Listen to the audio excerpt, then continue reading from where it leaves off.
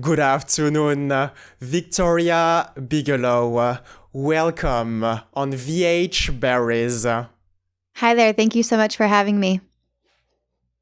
I am extremely grateful because the path on your way back from your absence from last September to June is making Stillness Collapse into a literary attachment that I turn page after page with a sense of optimism.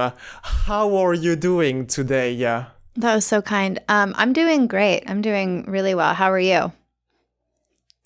I am doing very good, and you are brushing the hair of creativity in four directions, imitating the possibilities circling throughout Arizona's 80 roundabout, a location ideal for late night drives, emotional eating, in which you are driving yourself home. Yeah, that was great. I would love Victoria Bigelow to discuss about that recent single called Driving You Home. Can you tell us a little bit more about it? Well, I feel like most of my songs are kind of an amalgamation of people, places, and things, but that one specifically, I think, is that feeling of missing someone. For me, this was my first big formative relationship. Missing someone not because it's them that you miss, but because there's an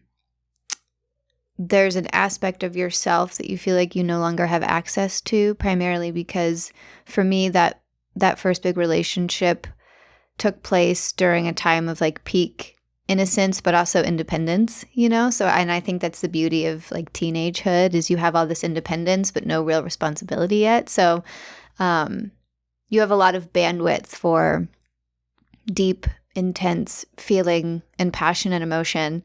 And it's a luxury, to be able to sit in that. So I think that's primarily what the song is about. And I think, I wrote it probably 2 years ago, and I never thought I was going to share it with anybody because I'm just like brutally curt and honest in it, which I feel like is probably the way that I should always approach my writing. But I think sometimes I try to be clever or skirt around the main thing that I'm trying to say. But this song is near and dear to my heart for sure. Absolutely, Victoria Bigelow. It is a luxury to have those emotions, those spaces, and those French fries when you're driving yourself home. And I also believe that this song is part of your upcoming artistic direction, as you are sonically turning a new corner. Yes. Yeah, most definitely. I think I became very disillusioned after my last project. I'm an independent artist again, and I'm very grateful to be an independent artist again. And I think when you have this expectation or this idealized reality that you've formed in your head and things don't end up like that, it's really easy to grow disenchanted or just be like, I don't care anymore. I'm over this, So I think I'm just I'm just making stuff right now.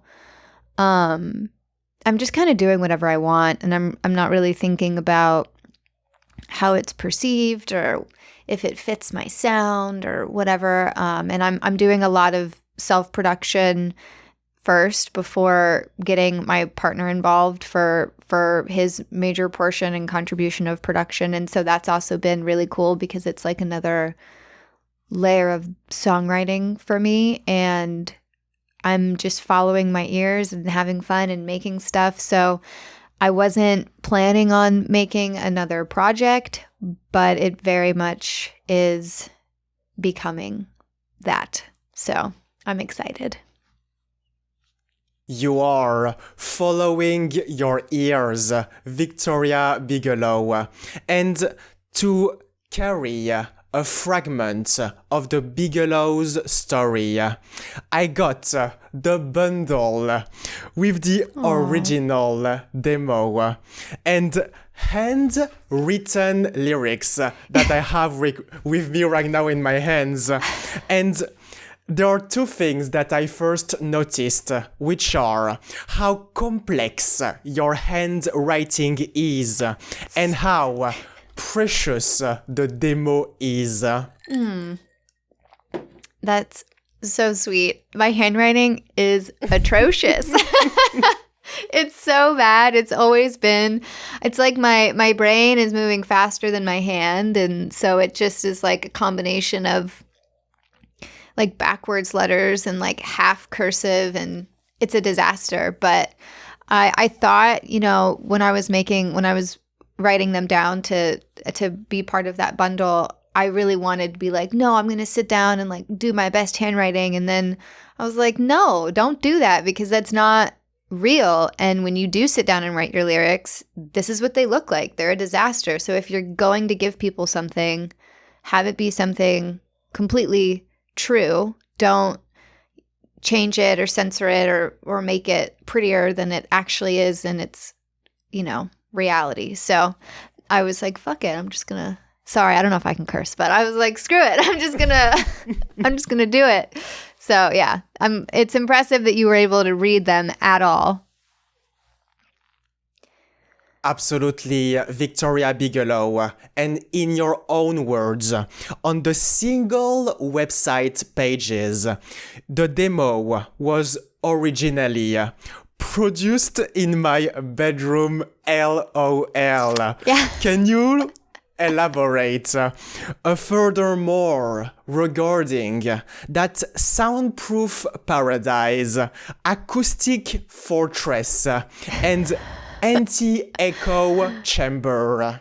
Oh God. I just have, so right now I'm in my husband's studio, which is where all of the music that I make comes out of. Like, this is the last place that it is.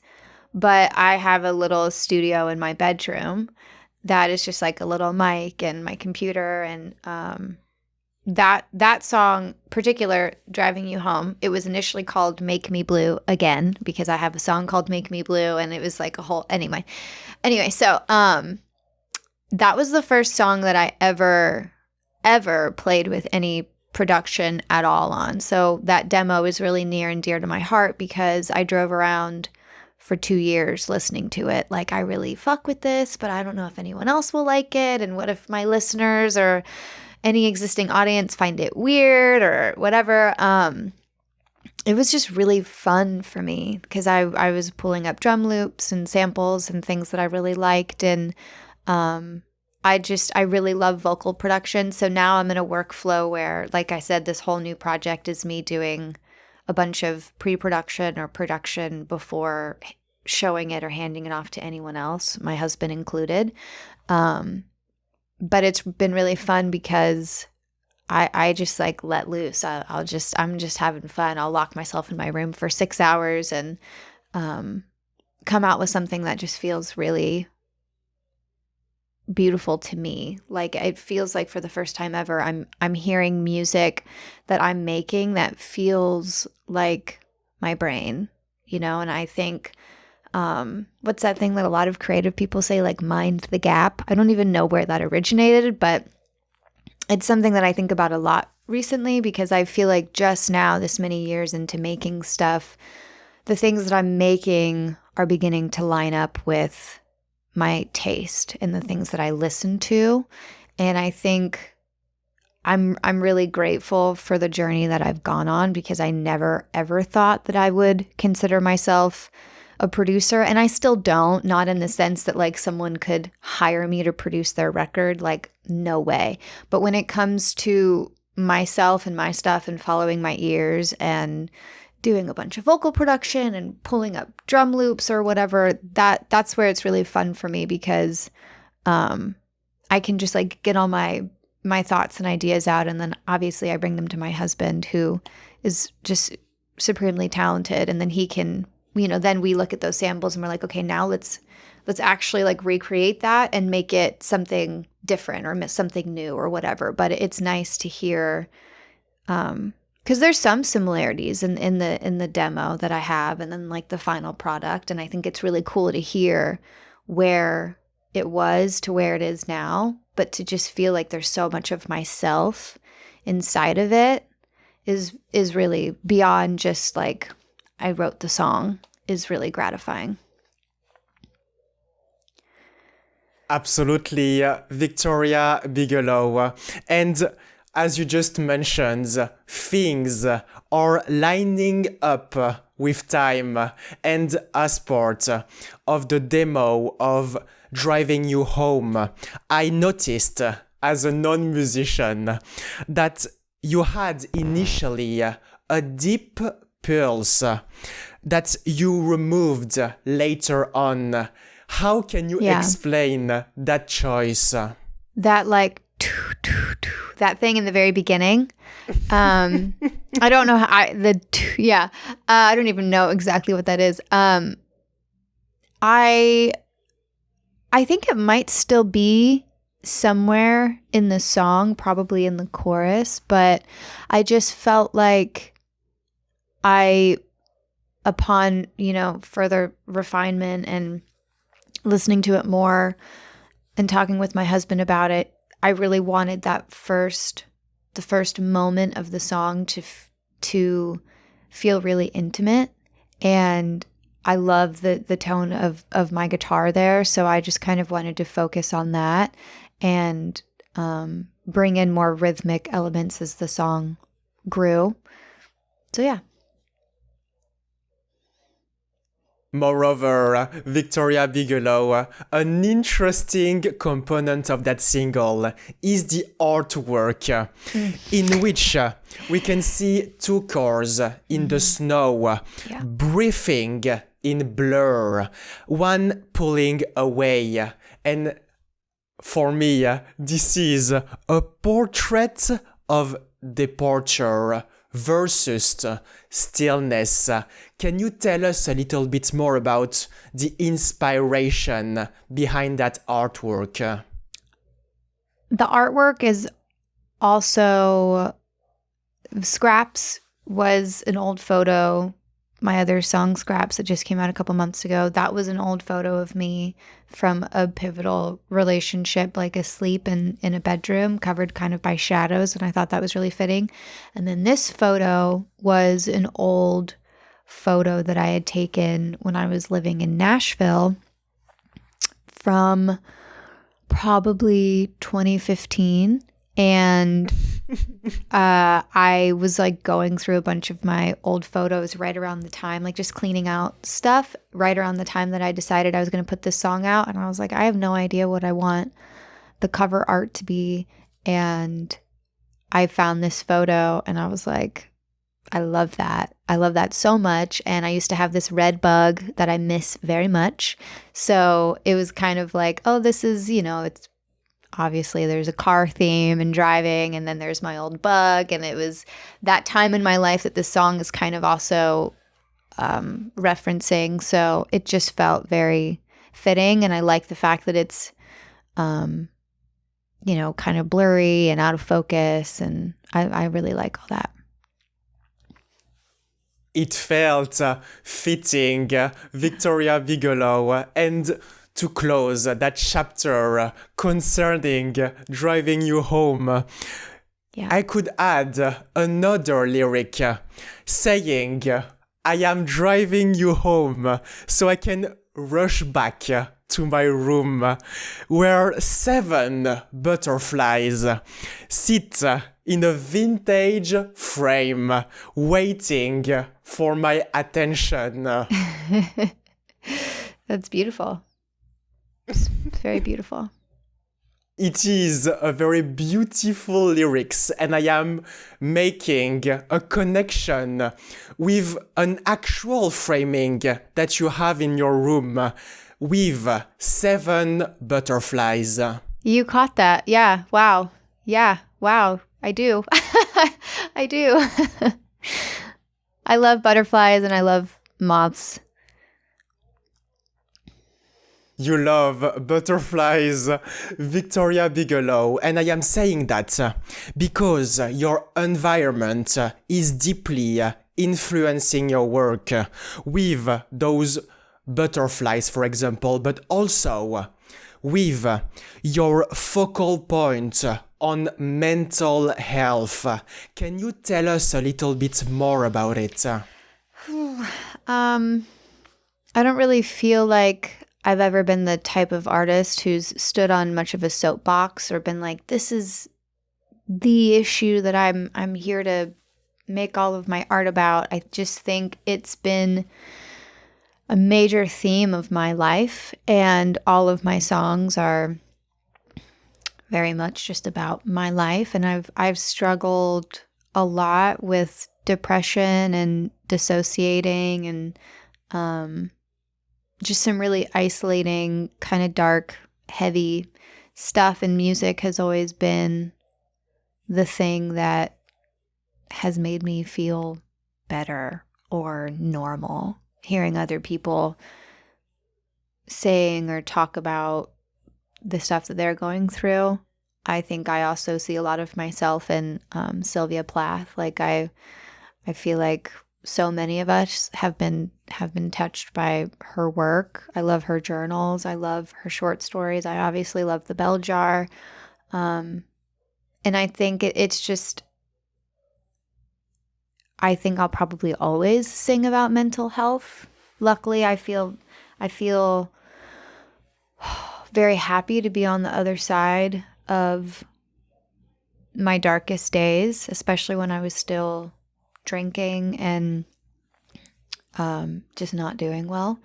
But it's really shaped me.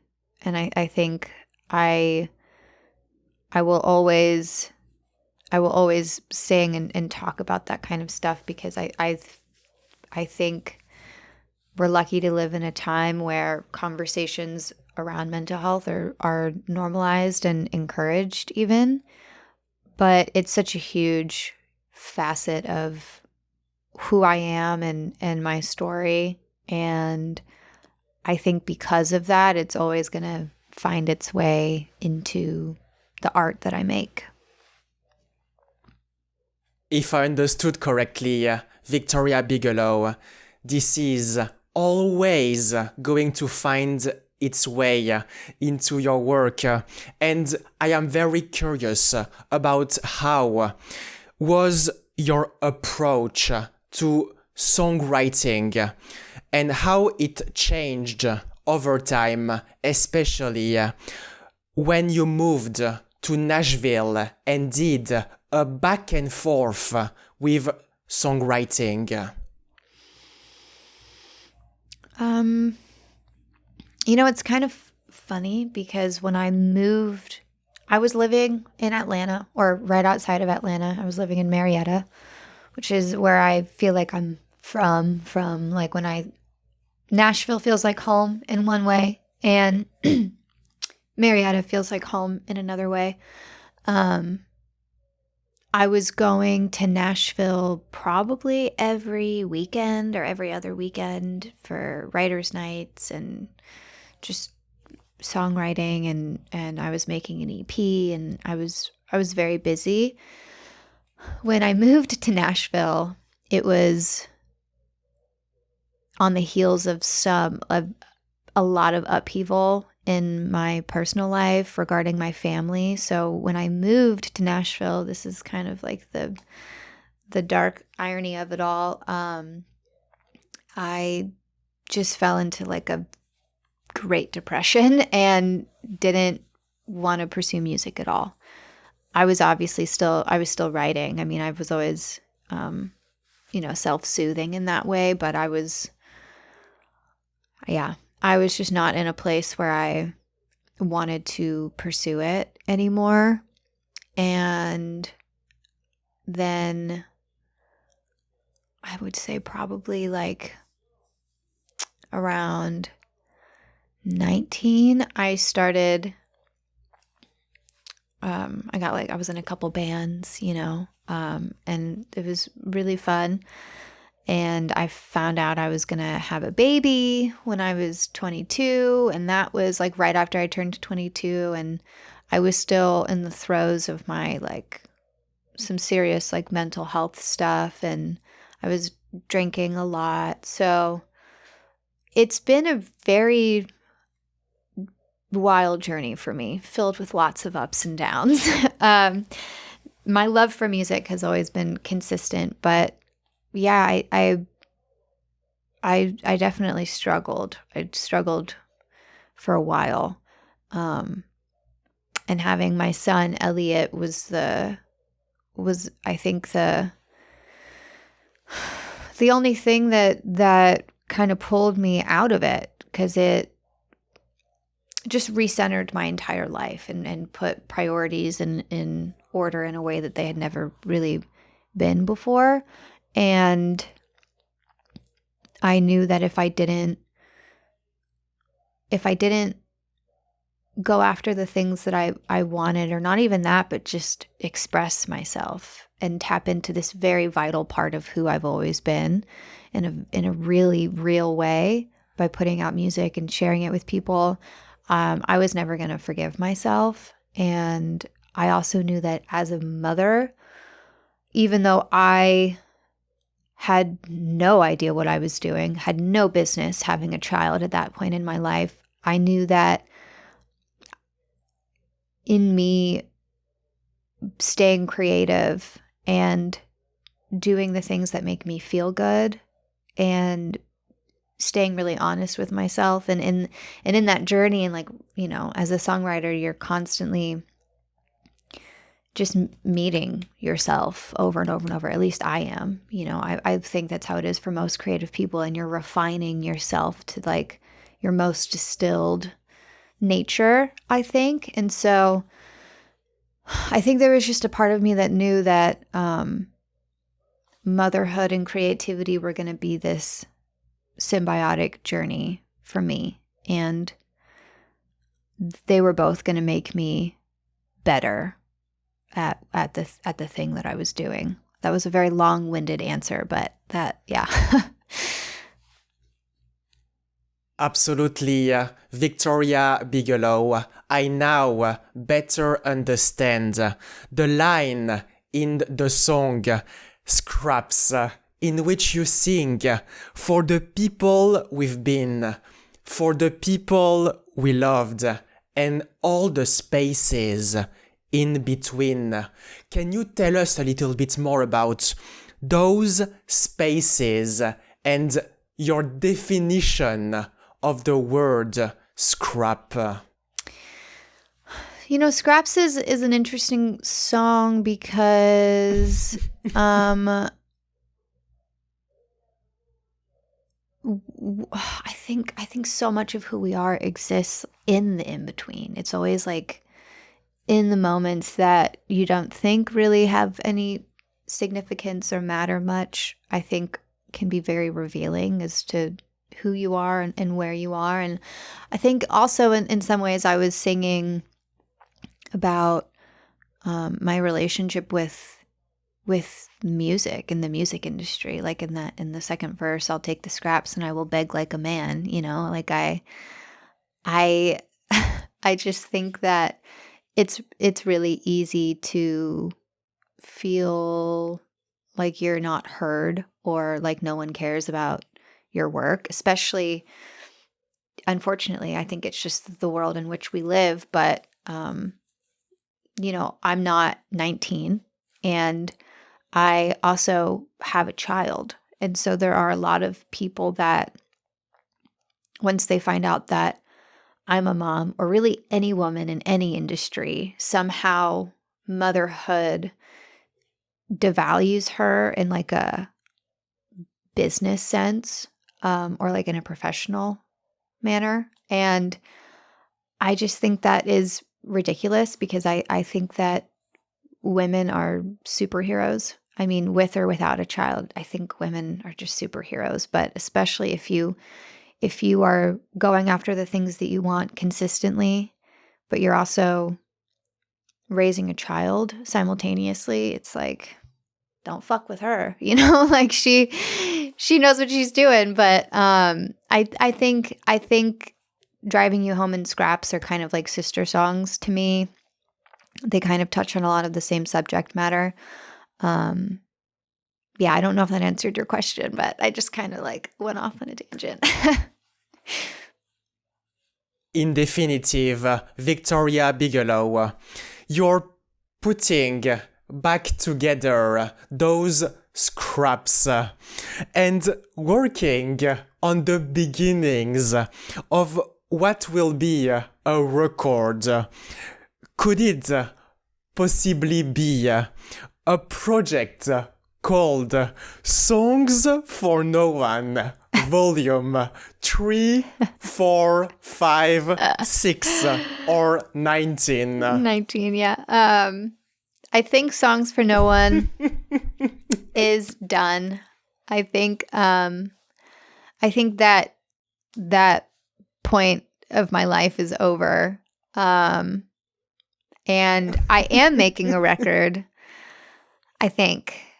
No, actually, I know. I know that I'm making a record. And I have no idea what I'm going to call it. And I have no idea what the overall theme is. I honestly am just kind of following the music right now and trying to keep my mental health in a good, like just keep the channel open, like just be meditating and like staying off the internet as much as I can and reading books. And I'm trying to just stay open because I think I'm just really sensitive. Like my energy is really sensitive, and I'm also very ADHD. So it's really easy for me to like get on Instagram or TikTok and like waste all of my time. So, and I struggle with comparison, like comparing myself to other people. So I think right now I'm just following the music. I'm not thinking about it too much. I'm just making stuff that feels good to me, and it will be my debut album, which I feel like is a long time coming because I've been putting out music for like 5 years, but I feel really excited and ready to do it. So yeah. You feel excited and ready. And as a matter of fact, Victoria Bigelow, you're switching from songs for no one to anthems for everybody. Let's hope. God willing. This is factually going to happen very soon. And I am very curious about your upcoming plans for the remaining of the year and winter. Besides building very strong snowmen in the garden with the help of your son, Elliot. Oh gosh, I wish we could build snowmen. We live in the desert, probably much to his dismay. He wishes that we had snow. Honestly, like I love the holidays. It's one of my favorite times. I mean, I really love and enjoy being a mom. I love the holidays as a mom. I really fuck with Halloween. I love Halloween, and we all dress up all together. We find like a theme that we all really want to do. So I'm really looking forward to that aspect of it in my personal life because it always just feels really cozy and sweet. But creatively, I'm just really excited because I have some shows I'm playing locally throughout Arizona, and really just in creativity mode, like just writing relentlessly for this record because I've now committed that this is what's happening, and I have a bunch already written for it, but I'm in the flow right now, so I'm just going to keep doing that. And that's really exciting. And I think that like those are kind of, I'm just laser focused on that. Yeah. Absolutely, Victoria Bigelow. And one upcoming commitment of yours is a tour date on September 24 at the Rebel Lounge. Can you tell us a little bit more about that upcoming historical date? So I'm really excited about this show. I have a song called Forever Now and Then that I wrote during the pandemic, and I put out with Songs for No One Volume 2 a couple years ago. And it's inspired by a song called Forever Now and Then by an artist named Clem Snide. And I listened to that song relentlessly when I was in like middle school. I just thought it was such a beautiful, beautiful song. And I am opening for him on the 24th at Rebel. And so to me, that's just a really cool full circle moment. Like if I could go back in time to my little past self who's listening to his records and be like, hey, you're going to open for him, you know? So I'm genuinely, can't really recall the last time I've been so excited for a show. Just because personally, like it just means a lot to me. So I'm really excited, and I'm excited to meet him. And I love playing at Rebel. I think it's such an amazing venue. I really love all of the venues here in Arizona, to be honest.